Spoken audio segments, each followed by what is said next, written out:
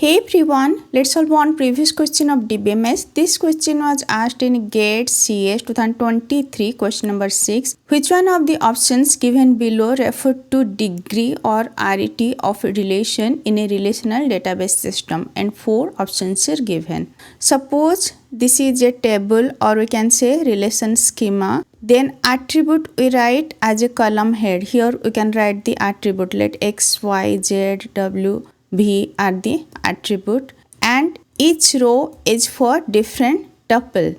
So number of attribute called as degree of that relation schema.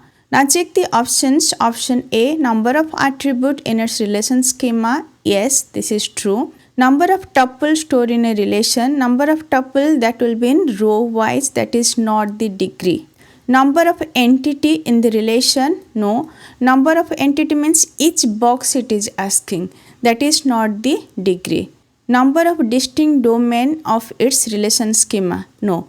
Domain means when we are adding some restriction, like ID can be number, name can be alphabet. When we are adding some restriction, these are the domains. Here answer will be option A, number of attributes of its relation schema called as degree or arity.